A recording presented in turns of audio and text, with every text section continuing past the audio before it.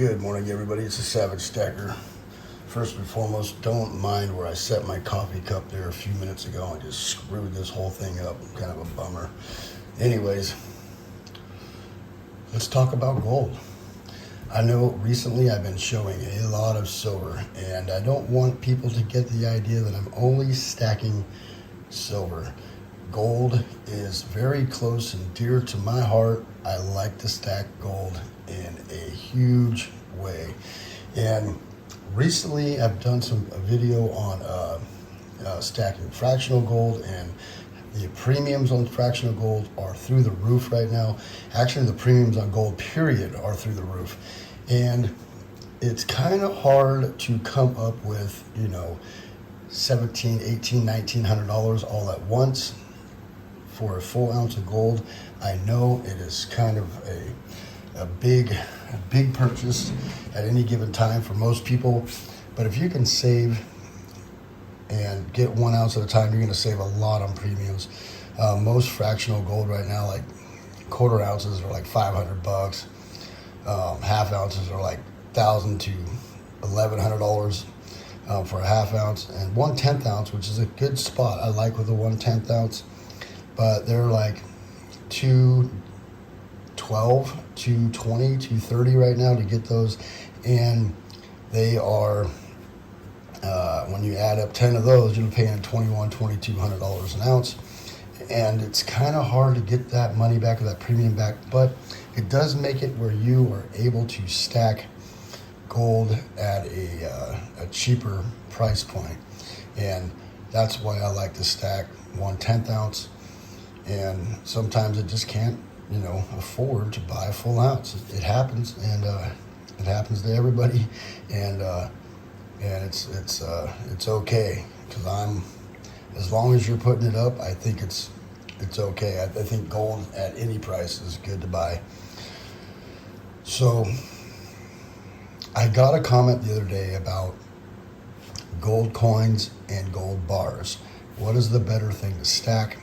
And for me, I like to stack my bars and my silver in bars and my gold in coins. And there's a reason for that. Most of this stuff is government backed and very liquid, which you can sell it very easily at any local coin shop or anywhere very, very easily. And the other reason for that is usually you can tell if you're getting a fake in a gold coin, but if you buy a gold bar, alarm got me again. So usually if you buy a bar or a round, they're not too popular unless you buy some of the bigger brands like Pamp Swiss or something like that, but even those are faked. Especially the Perth Mint bars, they're faked a lot. I don't know why, but they are. And even the ones that are in the assay cards, faked quite often. So if I go to a coin shop, I do not like to buy bars or even gold and assay cards because they are faked quite often.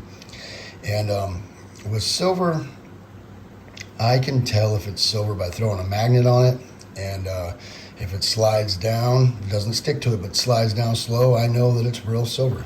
With gold, it's a little harder to tell, right? And you can run a magnet by it, but it could have a copper core and you just wouldn't know. But usually, if you buy a maple, a buffalo, or an eagle, you can maple, buffalo, eagle. If you buy one of those, you can tell right away if it's fake. Their features are going to be kind of soft and not good strikes, and it's just not going to look quite right. And it's not going to have all the details that a normal coin would have. So you can usually tell a fake pretty good, pretty easy. And gold has a distinct sound. It does, and has a distinct feel. And the weight on it, it's so dense that anything else used for gold is either going to be thicker or wider, or just not quite look right, and or feel right, or be as the size won't be right. So it's hard to find something with a density of gold to get it to weigh the proper amount without making it thicker. So that's why I like to buy gold coins. Plus, they are very liquid. There's no coin shop on earth that's going to turn you away with this. And I do have some gold products that are, like I have a 1 ounce cast bar or button, I guess you could call it, from Scottsdale Mint. And they're not very popular. If I bring it to a coin shop, he might want to give me a low amount price for it because people aren't going to be out there looking for that product. They're going to want a buffalo or eagle or a maple. So he might give me less for that because even though it's a premium cast button because it's from Scottsdale Mint, people just aren't looking for it. So they're going to be looking for this stuff here. So he might give me a lower price. So these right here are your most liquid gold bullion products on the market right here. And that's why I try to stack as many as I can. There are Britannias, there are Philharmonics and Krugerrands, and those are also very popular on the market. But if you're from the United States, this is your most popular, most liquid product right here. Is these three right here. Maples are great, they're 4/9 fine. And the premiums are much cheaper than buying a buffalo. The buffalo is the answer to the Canadian maple leaf. The eagle, this is a proof eagle, is 22 carats, 91 point something percent. A little bit of copper, a little bit of silver in there. And they did that so they could be, circulated a little bit without getting messed up. And but there is 1 ounce of gold in that coin right there. The buffalo was made in 2006. It was the answer to the maple leaf because we did not have, and the United States Mint did not have a 4/9 fine comparable coin to the maple leaf. And we always had the eagle since 1986. And we didn't, people were starting to buy a lot more maples because they're 24 karat, they're 4/9 fine, and people like that. I like that. That's why I choose the buffalo. Out of all the gold coins, I choose gold buffaloes over anything. And I will literally buy a maple over an eagle unless the maple's a little scratched up and there's an eagle there that it looks better. I will take the eagle, but I like my gold 24 karat, and that's just how I like my gold. And there is 1 full ounce of gold in here, so it does weigh more than an ounce. So you got to remember that when you buy an eagle and you weigh it, it won't weigh 1 ounce. It'll weigh over an ounce, and because it has that little bit of copper, a little bit of silver in it. So they will weigh over an ounce, and that threw me off the first time I bought an eagle. I was like, wait a minute, this doesn't weigh right. I got a fake. I started freaking out. I actually went back to the local coin shop, and he's like, no, there's actually 1 ounce of gold in there, but it's a little over because there's some copper, some silver to make it a little harder if you're ever going to use it for circulation. So if you look at these, you will see that the colors are a little bit different. You can see that there. This is much more rich. This is a little softer, a little more coppery, and yeah. But this is probably the most popular gold coin on the market, even though it's only 22 karat. They're just very liquid, and people want these. I'm more into the buffaloes, and the buffaloes don't come in fractional. They did come in fractional 2016 as like a 10-year anniversary type deal. They made some 10th ounce, quarter, half ounce, but to get those, the premiums are ridiculous. But it's not a normal thing that the buffaloes, not a normal product, is fractional buffalo. So usually if you got to buy a buffalo, you got to buy 1 ounce. Gold eagles you can buy from 1/10 ounce all the way up to an ounce, 10th ounce, quarter ounce, half ounce, ounce, and they sell a lot of them. Same thing with the maples.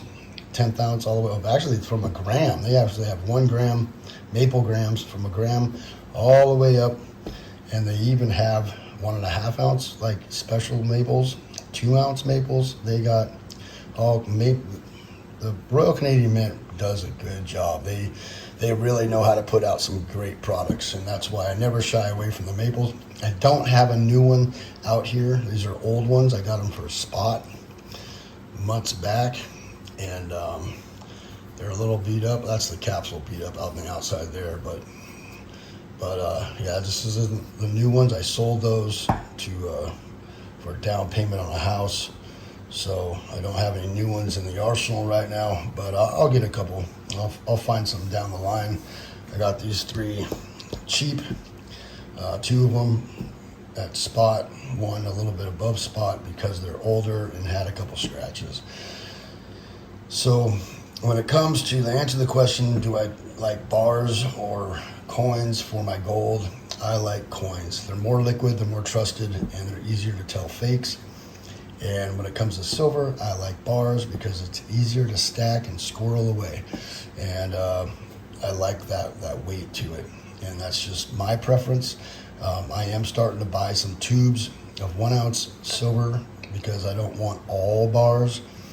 And but usually I like my silver to be bars and my gold to be coins. And that is that.